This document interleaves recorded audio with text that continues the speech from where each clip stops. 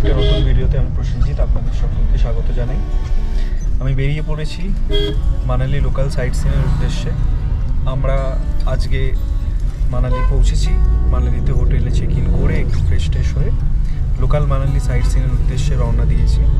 মানালির কাছাকাছি যে পয়েন্টসগুলো রয়েছে, আজকে যেহেতু অনেকটা জার্নি করে আমরা পৌঁছেছি, তো কাছে পিঠের মধ্যে যে জায়গাগুলো রয়েছে সেগুলোই আজকে কভার করব এবং আপনাদেরকেও ঘুরে দেখাবো। এখন আমরা রওনা দিয়েছি হিড়িম্বা মন্দিরের উদ্দেশ্যে, হিড়িম্বা টেম্পল। তো মানালি থেকে হিড়িম্বা টেম্পল একদমই কাছে, আপনারা চাইলে পায়ে হেঁটেও আসতে পারেন। মানালি যেদিনকে আপনারা পৌঁছবেন সেদিনকে কিন্তু অনেকটাই বেলা হয়ে যায়, তাই সাইট সিন করার জন্য হাতে খুব বেশি সময় থাকে না। দিনের দ্বিতীয় ভাগটা আপনারা রেখে দিতে পারেন লোকাল মানালি সাইট সিনের জন্য। এই হচ্ছে হিড়িম্বা টেম্পলের এন্ট্রি পয়েন্ট।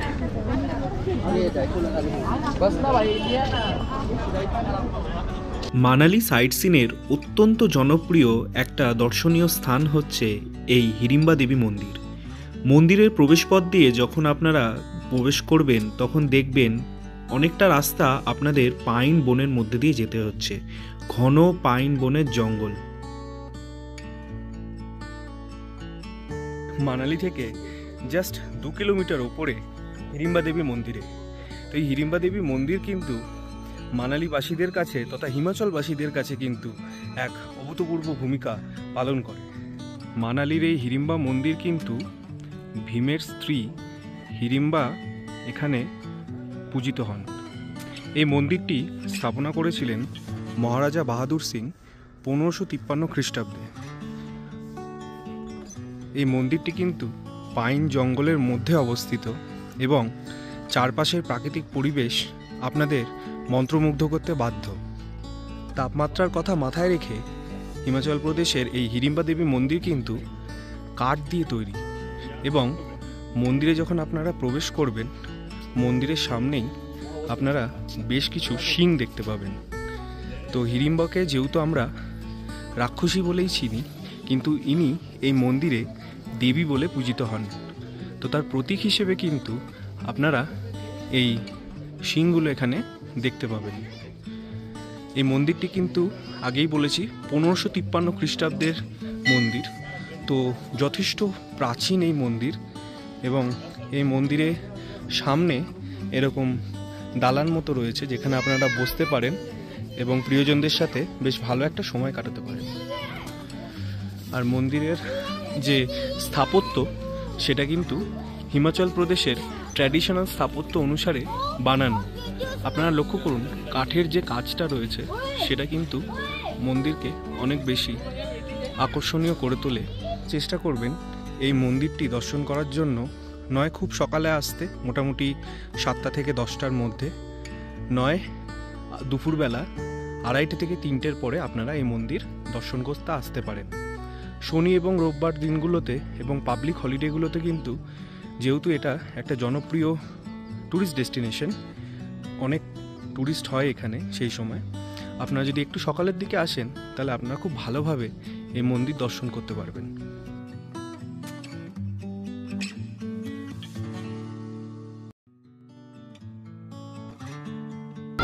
হিড়িম্বা দেবী মন্দিরে আসবেন তখন দেখবেন এখানে বেশ কিছু অ্যাক্টিভিটিস রয়েছে, প্লাস এখানে হিমাচলি ড্রেস পরে আপনারা চাইলে ছবিও তুলে নিতে পারেন।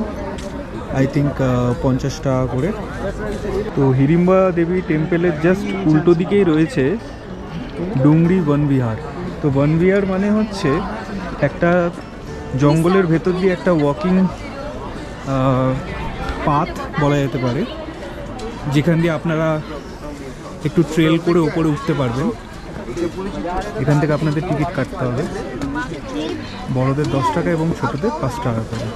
ফরেস্টের মধ্যে এরকম ট্রেল করা রয়েছে, এই ট্রেল বরাবর আপনারা ওপরে উঠে যেতে পারেন, আমরাও যাব। এখানে বাচ্চাদের বেশ কিছু অ্যাক্টিভিটিস রয়েছে, দোলনা টোলনা রয়েছে, প্লাস আপনারা এরকম জায়গায় বসে আড্ডাও দিতে পারবেন। আর এটা তো আপনাদের দেখালাম টিকিট কাউন্টার, এখান থেকে আপনাদের এন্ট্রি হবে হয়ে ওপরে। তো এখন আমরা ট্রেল করে বনবিহারের ওপরে যাচ্ছি। জায়গাটা কিন্তু বেশ সুন্দর।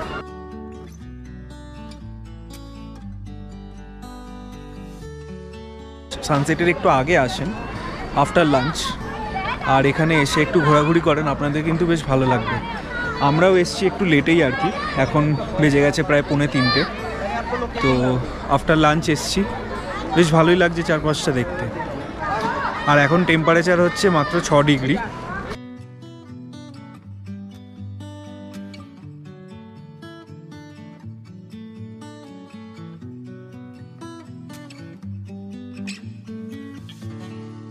তো আমরা বনবিহারটা একটু এক্সপ্লোর করছি, ওপরের দিকটায় এসছি, যতটা ওপর অবধি যাওয়া সম্ভব ততটা ওপর অবধি আমরা চলে এসছি। সামান্য ট্রেল, মাত্র 4-5 মিনিট হাঁটলেই আপনারা একদম ওপর অবধি চলে আসতে পারবেন। এই জায়গাটা কিন্তু বেশ শান্ত পরিবেশ, শহরের যে কোলাহল সেটা থেকে কিন্তু অনেকটাই শান্ত এই জায়গাটা। তো আমরা এখন দাঁড়িয়ে আছি হিড়িম্বা দেবীর পবিত্র সরোবরের সামনে, যেটা একসময় ছিল বহু প্রাচীনকাল আগে। এখন পুরো সরোবরটাই কিন্তু শুকিয়ে গেছে। এই জায়গাটা যদি দেখেন একটুখানি নিচু মতো, তো এই জায়গাটায় আগে জল থাকতো।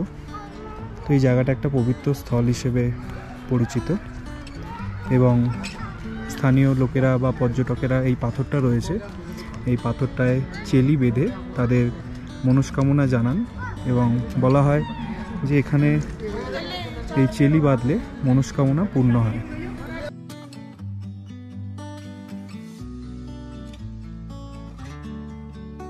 হিড়িম্বা দেবী মন্দির থেকে 150 মিটার দূরে অবস্থিত তার সন্তান ঘটোৎকচের মন্দির। মানালির ধুমরি গ্রামের শক্তিশালী যোদ্ধা ঘটোৎকচের আবাস। পরম ক্রমশালী যোদ্ধা বীর ঘটোৎকচের জন্ম ছিল ঐশ্বরিক নকশার ফল। তিনি দেবী হিড়িম্বার বিবাহ থেকে জন্মগ্রহণ করেছিলেন। একজন রাক্ষস এবং ভীম ছিলেন 5 পাণ্ডবের মধ্যে একজন। মহাভারতের যুদ্ধে তার ভূমিকা ছিল পাণ্ডবদের পক্ষে বিজয়কে এনে দেওয়া। বীর ঘটোৎকচ কৌরবদের ধ্বংস করেছিলেন এবং সূর্যের পুত্র কর্ণকে তার আক্রমণের সাথে মিলিত হওয়ার জন্য তাদের তলব করতে বাধ্য করেছিলেন। তো তাকেই উদ্দেশ্য করে কিন্তু এই মন্দিরটি, এটাকে একটা গাছ মন্দিরও বলা হয়, কারণ সম্পূর্ণ একটা গাছকে কেন্দ্র করে কিন্তু ঘটোৎকচের এই মন্দিরটি তৈরি হয়েছে। ঘটোৎকচ মন্দিরে ঢোকার মুখেই কিন্তু এরকম বেশ কয়েকটা স্টল রয়েছে, যেখানে আপনারা শীতের জামাকাপড় পেয়ে যাবেন। তো এখান থেকেও চাইলে কিছু কেনাকাটা করে নিতে পারেন। হিড়িম্বা দেবী মন্দির, ঘটোৎকচের গাছ মন্দির ও বনবিহার দেখে আমরা এখন রওনা দিয়েছি মল রোডের কাছে অবস্থিত তিব্বেতিয়ান মনেস্ট্রির উদ্দেশ্যে।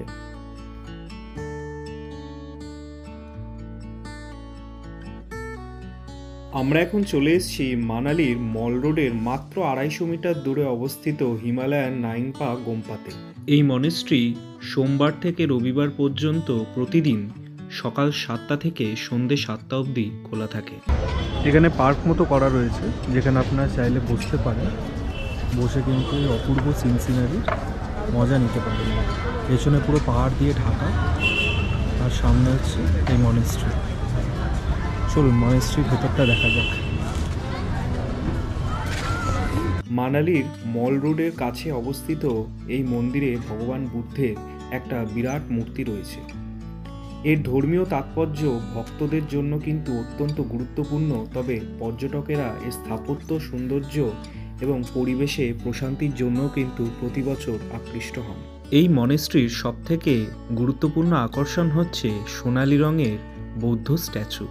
তাছাড়াও রয়েছে এখানে বেশ কিছু দেওয়াল পেন্টিং, যেগুলোকে থাঙ্কা পেন্টিংও বলা হয়, যা বৌদ্ধ ধর্মের বিভিন্ন রকম গল্প এবং চিহ্নকে প্রদর্শিত করে।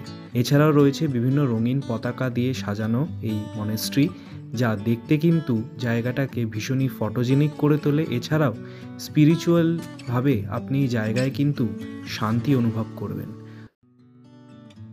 আমরা তিব্বেতিয়ান মনেস্ট্রি দেখে বেরিয়ে এখন চলে এসেছি মানালি মল রোডের কাছাকাছি। এটা হচ্ছে মানালি মল রোডের একদম স্টার্টিং পয়েন্ট। ঠিক ওই জায়গাটা থেকে মল রোড শুরু হচ্ছে, আপ টু স্ট্রেচ ওই দিকে চলে গেছে। এই হচ্ছে রোটারি চক, সামনে দেখুন রোটারি চক লেখা রয়েছে। এখান থেকেই মল রোড শুরু হচ্ছে, আর আমাদের হোটেল এই দিকটায়। আমি এখন চলে এসেছি মানালির অন্যতম জনপ্রিয় জায়গা মল রোডে। তো মল রোডটা আপনাদেরকে 4-5টা ঘুরে দেখাবো। যে কোনো শৈল শহরের প্রাণকেন্দ্র হচ্ছে তার মল রোড বা ম্যাল রোড। তা দার্জিলিং হোক, সিকিমের গ্যাংটক হোক, কিংবা হিমাচল প্রদেশের সিমলা অথবা মানালি।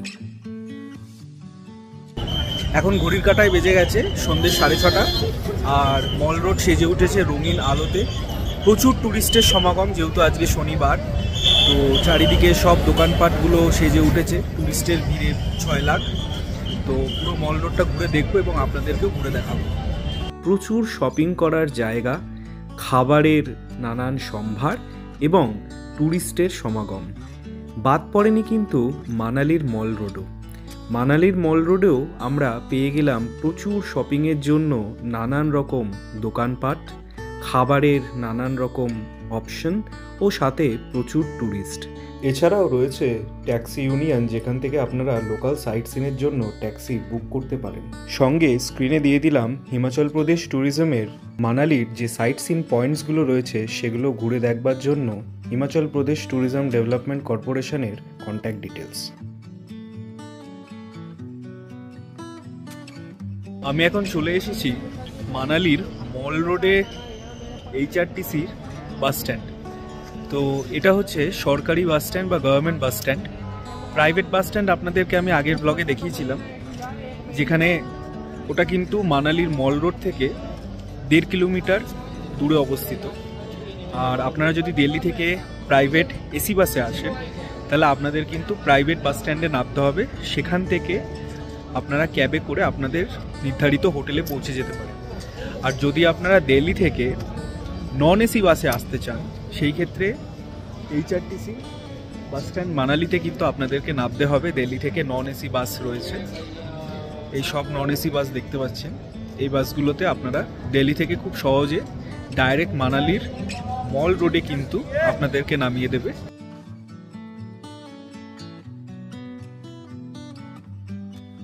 এখানে আমি দেখতে পাচ্ছি পাঞ্জাব রোড ট্রান্সপোর্ট কর্পোরেশনের বাস রয়েছে, হরিয়ানার বাস রয়েছে, উত্তরাখণ্ডের বেশ কিছু জায়গার বাস রয়েছে। তো এটা হচ্ছে ইন্টারস্টেট বাস টার্মিনাস, যার জন্য কিন্তু নট অনলি দিল্লি, উত্তর ভারতের যে কোনো জায়গা থেকে কিন্তু আপনি মানালির জন্য বাস এবং মানালি থেকে সেই সব জায়গায় যাওয়ার বাস কিন্তু আপনারা এখানে পেয়ে যাবেন। যেমন আমরা সামনে দেখতে পাচ্ছি মানালি টু দিল্লি বাস রয়েছে, non AC bus, Haryana road transport কর্পোরেশনের। তো এই বাসেও কিন্তু আপনারা সরাসরি দিল্লি থেকে মানালি বা মানালি থেকে দিল্লি চলে আসতে পারেন। ভাড়াটা অবশ্যই নন এসি ভলভো বা স্ক্যানিয়া ওই ধরনের প্রিমিয়াম বাসের থেকে অনেকটাই কম পড়ে। এই দিন রাতে আমরা মানালির মল রোডের উপর অবস্থিত পাঞ্জাবি ধাবা থেকে রাতের ডিনারটা সেরে নিয়েছিলাম গার্লিক নান এবং চিকেন টিক্কা বাটার মশলা দিয়ে। তো বন্ধুরা, মানালির লোকাল সাইট সিনের ভিডিও আপনাদের কেমন লাগলো অবশ্যই কিন্তু কমেন্ট সেকশানে জানাবেন, এবং ভিডিওটা যদি ভালো লেগে থাকে আমার ইউটিউব চ্যানেল ব্যাকপ্যাকার প্রসেনজিৎকে সাবস্ক্রাইব করবেন। খুব তাড়াতাড়ি আসছি মানালির আরও নতুন ভিডিও নিয়ে। ভালো থাকবেন আপনারা।